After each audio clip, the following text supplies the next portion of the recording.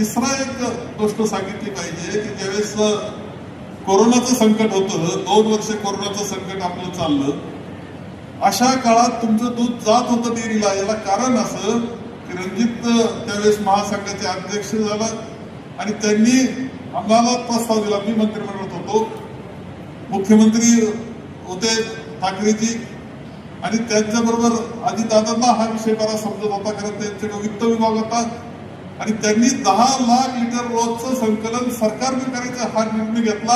म्हणून तुमचं दूध, नाही तर कोरोनाच्या काळात दूध घरी राहिलं असतं, ही वस्तुस्थिती आहे. ते दूध जात होतं, पावडर बनत होती, मोठा तोटा त्यावेळेस जवळजवळ 600 कोटी रुपयाचा तोटा सरकारला घ्यावा लागला, परंतु आपल्या दूध उत्पादकांना मदत झाली. हे चांगलं आहे.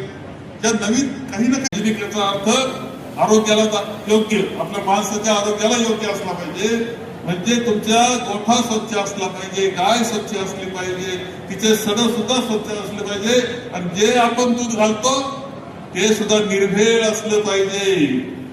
विश्वास झाला पाहिजे. राजहंस दूध आहे, बिनधास्त घ्या. राजहंस दूध आहे, तान्ह्या बाळाला सुद्धा पाहिजे, काही त्रास होणार नाही, असा विश्वास जेव्हा जनतेत निर्माण होईल ना, तर तो विश्वास आपल्याला ताकद देऊन जाईल. तो खरं सांगतो तुम्हाला, बाळाला पाजा, आपल्या बाळाला पाजा, बाळाच्या मुखात ते दूध जाणार आहे, हा शब्द फार महत्वाचा बरं का, तुम्ही लक्षात घ्या. आणि म्हणून आपलं स्वच्छ निर्मळ दूध, चांगलं अशा आरोग्यदायी सगळ्या गोष्टी, आणि चांगल्या प्रकारची गाय, आणि त्याच्यातून देखील आता आपल्याला करायचं आहे ते एका गायीपासून 50 लिटरला पहिला टप्पा दिला, 50 लिटरचा, त्या टप्प्यापर्यंत पोहोचण्याचं काम आपल्याला करायचं आहे. आणि मला निश्चितपणे खात्री आहे की आपण ही मोहीम खूप चांगल्या पद्धतीने राबवा. जे पंजाबनं करून दाखवलं, त्यांनी काय काय नेमकं केलेलं आहे, तर ते खरं म्हणजे त्यांनी आता सांगितलं. दलजीत सिंगजी काय म्हटलं माहितीये, ते म्हणले ते सरकार नाही, कोणता मोठी असोसिएशन दुसरी नाही, आम्हीच शेतकरी एकत्र आलो, आम्ही दूध उत्पादक एकत्र आलो, आम्हीच संघटना केली, आम्हीच ती चालवली, आम्हीच आमचं दुधाचं उत्पादकता शेतकऱ्याची वाढवून टाकली. इतकं सरळ कर. आता इथे ज्या पद्धतीने पंजाबने असोसिएशन स्थापन केली, तशी आता महाराष्ट्रात कार्यकर्ता म्हणून रणजित पुढाकार घेण्यात आनंद आहे. पहिला टप्पा आपला एक आदर्श निर्माण करा की कमी गायी, स्वच्छ गोठा, निर्भेळ दूध, आणि चांगलं दूध, असं भरपूर दूध, जास्त दूध देणाऱ्या गायी, अशा प्रकारचा एक आदर्श निर्माण करा.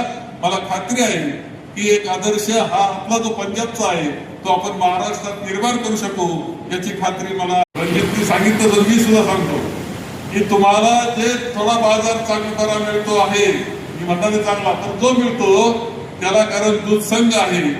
दूध संघाचा एवढा भाग आहे की खाजगीवाले सुद्धा बरा भाव देतात, हे लक्षात ठेवा. दूध संघ चालला तर व्यवसाय चांगला चालणार आहे, कारण हा सहकारातला आहे, तुमचा आमचा आहे. जनरल मीटिंग होती, 4 प्रश्नाला उत्तर द्यावं लागतात. खाजगीला काही नाही, खाजगीचा नफा स्वतःचा असतो, हे लक्षात ठेवा. त्यांना काही चालतं, इथं तसं चालत नाही. प्रत्येक गोष्टीची कायद्यानं काळजी घ्यावी लागते. म्हणून तुमचं दूध हे सहकारालाच चाललं पाहिजे, याची काळजी. कुणी 50 पैसे जास्त दिले की चालले तिकडे, असा कार्यक्रम करू नका. सहकार जिवंत राहिलाच पाहिजे. सहकार हा तुमचा, आमचा, आपल्या सगळ्यांचा आहे. हा आपल्याला जीवन ठेवून ही सगळी वाटचाल पुढच्या काळात आपल्याला चांगल्या पद्धतीने करायची आहे. आणि म्हणून पहिलं तर दूध संघाचे चेअरमन, व्हाईस चेअरमन, संचालक, एमडी सगळे, आणि तुमच्या सगळ्यांचं पहिलं कौतुक आहे. अत्यंत नवा प्रोग्राम तुम्ही चांगला घेतलेला आहे, सुंदर कार्यक्रम इथं केलेला आहे. एवढा मोठा असा कार्यक्रम पूर्वी तरी झाले मेळावे, पण आमचे मेळावे मांडव टाकून साधे उन्हात असायचे, कारण दूध वाढीचा काळ तो होता. पण आता आपण एक चांगल्या पद्धतीने हा मेळावा घेतला, सुंदर मेळावा घेतला, सुंदर कार्यक्रम घेतलेला आहे. पुढच्या दृष्टीनं, प्रगतीच्या दृष्टीनं तुमचं खूप. संगमनेर तालुका दूध उत्पादक संघ आपल्या दूध उत्पादकांसाठी घेऊन आले आहेत राजहंस मिल्किंग मशीन व चाफ कटर योजना. या योजनेअंतर्गत आपणास बाजार भावापेक्षा कमी दरात उपलब्ध करून देत आहे. नामांकित कंपनीचे मिल्किंग मशीन व चाफ कटर सुलभ हप्त्यांमध्ये उपलब्ध केले आहे. तरी सर्व दूध उत्पादकांनी या योजनेचा लाभ घ्यावा.